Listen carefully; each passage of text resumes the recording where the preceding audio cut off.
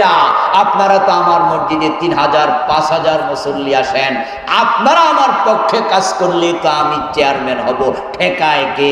আমার পক্ষে কে কে আছেন দেখবেন যে যারা হালকা পাতলা মুসল্লি, এলাকায় ছোটখাটো লোক, হেরা বলবো হুজুর আসি, আর যারা নিজেরা নেতা টাইপের হেরা মাথা নিচু করবে আর বলবে হুজুর তোমার চাকরি খাইছি। ঠিক কিনা? ঠিক কিনা? আরে হুজুর আবার যে চেয়ারম্যান হওয়ার শখ হয়েছে রে। আমার বন্ধু দেখেন, হযরত ওমর প্রেসিডেন্ট, ওমর আবার নেতা, এটা আপনি জানলেন, কিন্তু আপনার মসজিদের ইমাম, এলাকার নেতা হোক, এটা আপনার পছন্দ হয় না। বরং কিছু ভালো মুসল্লি আছে যারা নামাজের পরে হুজুরের হুজরায় যাবে, গিয়ে হুজুরের সাথে বসে বলবে হুজুর আপনারে কত ভালোবাসি, এই মসজিদে আপনি যখন থেকে ইমাম খতিব তখন থেকে মসজিদ সারা জুমা পড়ি না, কিন্তু আজকে আপনি কি বেজার লাগাইলেন, আপনি মসজিদে বললেন যে ইউনিয়নের চেয়ারম্যান হবেন, এইটা আপনার জন্য মানায় না। যারা চেয়ারম্যান হয় মেম্বার, ওরা তো বাটফার, এগুলো তো সিটার হইব, বাটফার হইব, ওই গম সরে হইব। হুজুর আপনার মতো একজন ভালো মানুষ চেয়ারম্যান, হুজুর এটা হয় না, হুজুর আপনি দয়া করে একটু থামেন। আশ্চর্য মুসলমান, যদি তুমি এই ভালো মানুষকে চেয়ারম্যান বানাতা তাহলে গম চুরি হতো না, ঠিক না? তাহলে এলাকায় ঘুষ খাইয়া বিচার উল্টানো হতো না, ন্যায় বিচার সমাজে কায়েম হতো। তাই ভালো লোকদেরকে চেয়ারম্যান, মেম্বার, এমপি বানানো দরকার আছে না? না। হযরত ওমর তো প্রেসিডেন্ট, উনি যে বললেন আমি সার্কুলার জারি করব, পিছন থেকে একজন মহিলা মুসল্লি দাঁড়ায় গেল। কি মুসল্লি? মহিলা। কথা বলেন, কি মুসল্লি? তাহলে মসজিদে ওমরের যুগে মহিলা মুসল্লিও ছিল, কিন্তু আমাদের ইসলামে এটা আবার জায়েজ নেই। ওমরের ইসলামে এটা ছিল যে মসজিদে জুমার দিন পুরুষও আসবে, বাচ্চারাও আসবে, মহিলারাও আসবে। রাসূলের ইসলামে ছিল, রাসূলুল্লাহ সাল্লাল্লাহু আলাইহি সাল্লাম বলেছেন পুরুষরা সামনের কাতারে দাঁড়িয়ে যাইবা, বাচ্চাদেরকে মাঝের কাতারে দিবা, মহিলারা পিছনের কাতারে থাকবা। এখনো মদিনার মসজিদে মহিলাদের আলাদা জায়গা আছে কি না? এই যারা গেছেন তারা শুধু জবাব দেন, আছে আছে। তো রাসূলের ইসলামেও ছিল, ওমরের ইসলামেও ছিল, মদিনার ইসলামে এখনো আছে, শুধু বাংলাদেশে এটা নাজায়েজ। এই দেশের হুজুররা ফতোয়া দিছে মহিলা মসজিদে আসিতেই পারিবে না। সমস্যা কি? পর্দা। তাহলে রাসূলের যুগে মহিলারা পর্দা বুঝতো না, ওমরের যুগও বুঝতো না, এখন কারো মক্কা মদিনা বোঝে না। আমাদের হুজুররা যখন আবার মক্কায় যায়, ঠিকই বেটা বউ লইয়া কাবা শরীফে হাজির হয়, বউ তো লাড়ি লইয়া খাড়াই থাকবো, তুমি প্রতি রাকাতে 1 লাখের সওয়াব নিবা, আমারে হোটেলে রাইখা যাইবা, সিটকানি মাইরা রাখুন।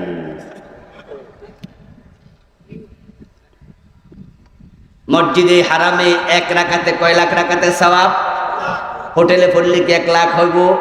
এই জন্য আমাদের হুজুরা মক্কায় গেলে আবার মাসলা ভুলে যায়, তখন নিজের বউটাকে হাতে করে হারামে নেয়, হারামে নিয়ে কয় ওই যে মহিলাদের জায়গা আছে তুমি হিয়ানে যাইয়া পড়ো, আমি পুরুষের জায়গায় পড়ি। তাহলে বোঝা গেল নারীদের জন্য মসজিদে আলাদা জায়গা করার সিস্টেম 1400 বছর আগে ছিল, এখনো মক্কা মদিনায় আছে। আমি মিশর, কাতার, দুবাই, আলহামদুলিল্লাহ আরো কত দেশে আল্লাহ আমাকে নিয়েছে, আমি দেখেছি একটা মসজিদ আরব বিশ্বে পাবেন না যেখানে নারীদের জন্য একটু জায়গা রাখা হয় না। Not a single mosque. আপনারা অবাক হবেন, যেখানে ওই যে ফুয়েল স্টেশন আছে না, গাড়ির তেল ভরে, তো যেখানে গাড়ির তেল ভরে মাঝে মাঝে আমরা তো ওখানে নামাজ পড়ি কিনা? বাংলাদেশেও কিন্তু আলহামদুলিল্লাহ মসজিদগুলো তো ছোট ছোট মসজিদ বানায়। ফুয়েল স্টেশনে যেখানে ছোট্ট নামাজের জায়গা, ওখানেও মাঝখান দিয়ে একটা পর্দা টানাইয়া দিয়া, এই পাশে লেখা দরজা আলাদা, মুসাল্লান নেসা, ও পাশে লেখা মুসাল্লার রিজাল। ওই একজন হুজুর পিছন থেকে জি করছে, মানে উনি দেখছে। আপনারা যারা দেখছেন আপনারাও বলবেন, আর এই 2 চোখ তো সাক্ষী, আমি তো দেখেছি আরব বিশ্বের প্রায় সব দেশ, যতগুলা দামি দিয়েছি। আচ্ছা, আমার বউ যদি নিয়ে আমি বের হই কোনো প্রয়োজনে, সফরে, ডাক্তারের কাছে, নিজের আত্মীয়ের বাড়িতে, পথে যদি নামাজের টাইম হয়, আমার উপর নামাজ ফরজ, আমার বউর উপর আপাতত নফল, ঠিক না? কি ফরজ? তখন আমার নামাজের জায়গা আছে, ওনারটা কই? হাসপাতালে গিয়ে দেখবেন পুরুষের মসজিদ আছে, মহিলার নাই। পুলিং স্টেশনে দেখবেন পুরুষের আছে, মহিলার নাই। যখন লঞ্চে করে যাই, আমরা নৌকায় করে যাই, তখন পুরুষের জন্য লঞ্চের মাঝে জায়গা আছে, মহিলার নাই। তাই দেখা যায় পরিবেশগত কারণে অনেক আলেম ওলামার বউ নামাজ কাজা করতে বাধ্য হয়, অথচ নামাজ কাজা করা জেনে বুঝে জায়েজ না হারাম। এই জন্য আমাদের কথা হবে, হ্যাঁ, মসজিদে মহিলাদের জন্য জায়গা থাকবে, তবে পর্দার ব্যবস্থাও করিতে হইবে।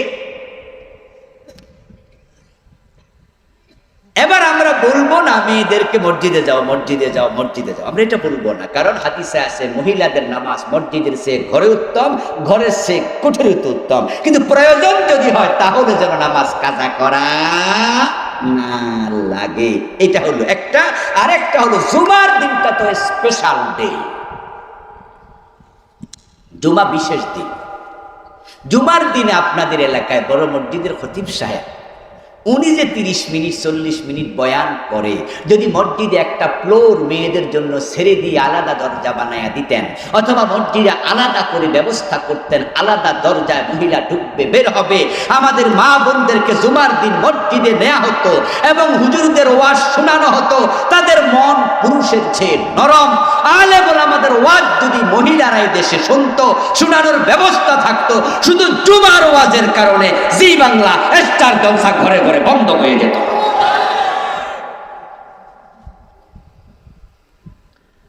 আপনারা যারা জানেন তারা জবাব দিয়ে, স্টার জলসা জি বাংলা পুরুষরা বেশি দেখে না মহিলারা বেশি দেখে? হ্যাঁ, উত্তর সঠিক। পুরুষরা এগুলো খুব আগ্রহী না, মাঝে মাঝে হয়তো কোনো পুরুষ দেখে, কিন্তু মহিলারা এমন ফোক, কোনোদিন মিস হইলে দিনের বেলা কাজা আদায় করে।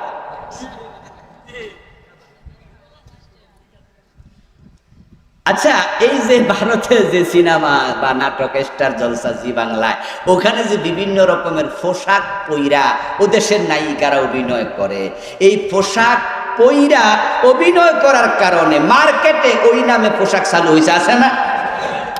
পাখি পোশাক, আরো কি নারেরা, গারেরা, সারেরা, কিরণমালা। ও বাবা, আমার একটা মাইয়া আছে আলহামদুলিল্লাহ, ছোট্ট, 8 বছর হচ্ছে। আমার ওই একইটা আমার বলতেছে যে আপনি ওর জন্য 3 পিস কিনবেন, সারেরা। আমি কইলাম তিন্না লিল্লা, সারারা শব্দের অর্থ নিকৃষ্ট। শাররুন থেকে সারা, খাইরুল খিয়ার খিয়ারুল উলামা, শাররুল সেরার সেরারুল উলামা। সারারা সেরারা তো খারাপ জিনিস, এটা কোথায় পাবো আমি কিনতে, আর কেন কিনবো? বললো হে খারাপ না, এটা আলাদা ডিজাইনের পোশাক। আমি আবার শান নজরুল জানতে চাইলাম যে এইটা নাজিল হওয়ার কারণ কি, যে এইটা আসলো কোত্থেকে। পরে আবার বললো যে এটা জি বাংলা স্টার জলসা থেকে নাজিল হয়েছে। আচ্ছা, এবার বলুন তো, ওখানে কি পুরুষরা অভিনয় করে না? শুধু মহিলা দিয়ে কি নাটক হয়?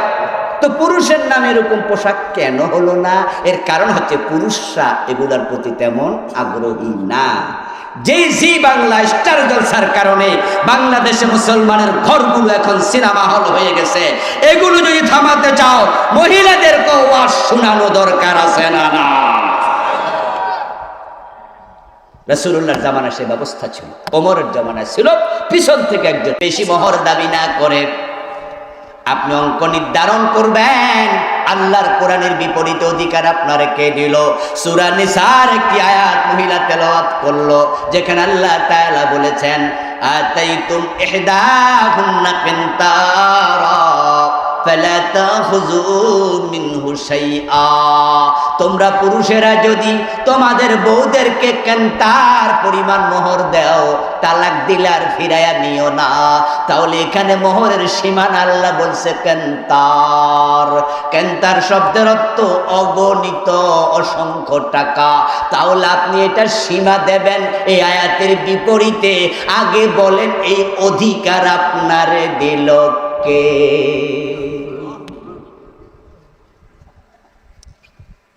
হযরত ওমর যখন এই মহিলার কথা শুনলেন, সাথে সাথে ওমর সাথে সাথে কথা উল্টো করলেন।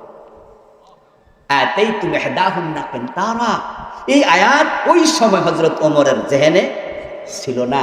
মাঝে মাঝে আমাদেরও মন হয় যে আয়াত ভুললেই যাই, এরকম হয় না ঘটনা? দেখবেন যে হাফেজ সাহেবরাও যে নামাজে ধাক্কা খাইতে কাবার ইমাম পেছ লাগাই দিয়েছে তেলাওয়াতের মাঝে, পিছন দিয়ে লোকমা দিল, ছোড়ে না লোকমা, মানে তখন জেহেন নাই, আসেই না, ভুলে গেছে। হযরত ওমর সাথে সাথে বললেন আসাবাত ইমরাআতুন ওয়া আখতা উমারু। ওমর হাজার হাজার মানুষ যারা উপস্থিত ছিল মসজিদে নববীতে, শত শত মুসল্লির সামনে বলে দিলেন যে মহিলা ঠিক বলছে, আমি ওমর ভুল বলেছি, না এটা নির্ধারণ করব না, আমার ভুল ছিল। এর মানে দাঁড়ালো কোরআন সুন্নাহর বাইরে যাওয়ার সুযোগ নাই। সুতরাং নবী মুহাম্মদের সাথে জান্নাতে যেতে হলে সাহাবাদের মতো কোরআন সুন্নাহ মানার ব্যাপারে আমাদেরও দৃঢ় সিদ্ধান্ত নেওয়া দরকার আছে কিনা? তো কোরআন সুন্নাহ না পড়লে, না জানলে কেমনে মানবেন?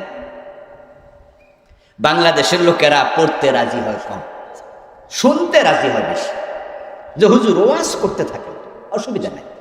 যদি বলি আমার লিখে একটি বই আছে, নাম দিয়েছি যেমন ছিলেন প্রিয় রাসূল সাল্লাল্লাহু আলাইহি সাল্লাম, এটা 280 পৃষ্ঠায় লিখেছি।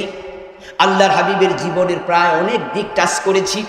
কত লেখকের বই আছে, সিরাতে সরওয়ারে আলম আর রাহিকুল মাখতুম আসেনি, সিরাত ইবনে হিশাম, যে আপনি রাসূলুল্লাহ জীবনী না জানলে মানবেন কেমনে?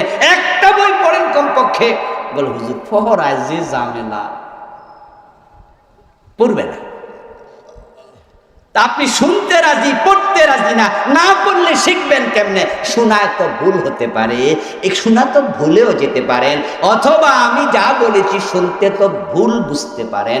কিন্তু যখন আপনি নিজে নিজে পড়বেন, আর আমার লেখার কোনো দাম নাই, যদি আমি পিছন দিয়ে লিখে দেই সহিহ বুখারী হাদিস নাম্বার এত, তখন বুঝবেন যে লেখাটা আবুল কালাম আজাদ লিখছে, কিন্তু লেখাটা উনার না, এটা সহিহ বুখারী, মুসলিমের হাদিস, এটা অমক কিতাবের রেফারেন্স। তাহলে এই কথার উপরে আমার কথার চেয়ে বেশি নির্ভর করা যায়। অনুরোধ রাখবো আমি, যারা বাংলা রিডিং করতে পারে, আজকে সিদ্ধান্ত নেন রাসূলুল্লাহ সাল্লাল্লাহু আলাইহি সাল্লামের জীবনের উপরে একটা বই প্রথম থেকে শেষ পর্যন্ত শেষ করবই। এই সিদ্ধান্ত নেওয়া যাবে। আর রাহিকুল মাখতুম চমৎকার কিতাব, এবং আমার এই বইটা 280 পৃষ্ঠা, চমৎকার করে লেখার চেষ্টা করেছি আলহামদুলিল্লাহ, অনেক ডকুমেন্ট দিয়ে।